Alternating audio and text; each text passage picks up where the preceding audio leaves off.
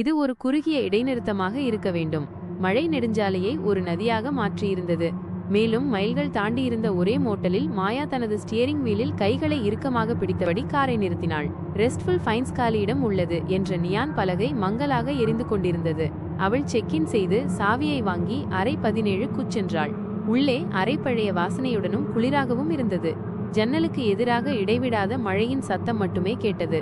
மாயா தனது பையை போட்டுவிட்டு களைப்பை நீக்க குளியலறைக்கு சென்றாள். அப்போதுதான் அவள் கண்ணாடியை கவனித்தாள். அது பழமையானது, கண்ணாடி சிதைந்து மேகமூட்டமாக இருந்தது. ஆனால் அவள் முகத்தில் தண்ணீர் தெளிக்க குனிந்தபோது உறைந்து போனாள். அவளுடைய பிரதிபலிப்பு அவளுடன் நகரவில்லை. அதற்கு பதிலாக அது அவளையே வெறித்து பார்த்தது. கண்கள் அகலமாக திறந்திருந்தன. வாய் மெதுவாக ஒரு புன்னகையாக விரிந்தது. மாயா திகைத்து பின்வாங்கினாள். இதயம் படபடத்தது. பிரதிபலிப்பின் புன்னகை விரிவடைந்தது. நம்ப முடியாத அளவிற்கு பெரிதாக. அது கண்ணாடியின் உள்ளே தனது உள்ளங்கைகளை அழுத்தியது. அவள் கண் சிமிட்டினாள். திடீரென்று அது மறைந்துவிட்டது. அவளுடைய சொந்த முகம் திரும்பி பார்த்தது. வெளிரி பயந்திருந்தது. அவள் அதை கண்டு சிரித்தாள். சோர்வாக இருக்கிறேன் என்று அவள் முணுமுணுத்தாள்.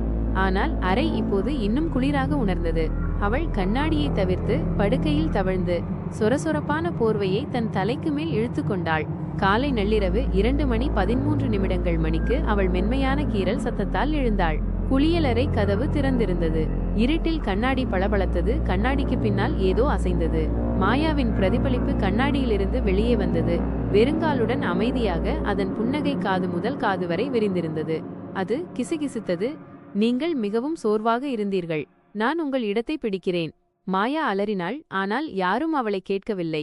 காலையில் பணிப்பெண் அறை 17ஐ காலியாக கண்டாள். குளியலறை கண்ணாடியின் உள்ளே ஒரு ஒற்றை சரியான கைரேகை தவிர. நீங்கள் ரெஸ்ட்ஃபுல் பைன்ஸில் தங்கினால் உங்கள் பிரதிபலிப்பை உன்னிப்பாக பார்க்காதீர்கள். சில சமயங்களில் அது நீங்கள் திரும்பி பார்ப்பது அல்ல.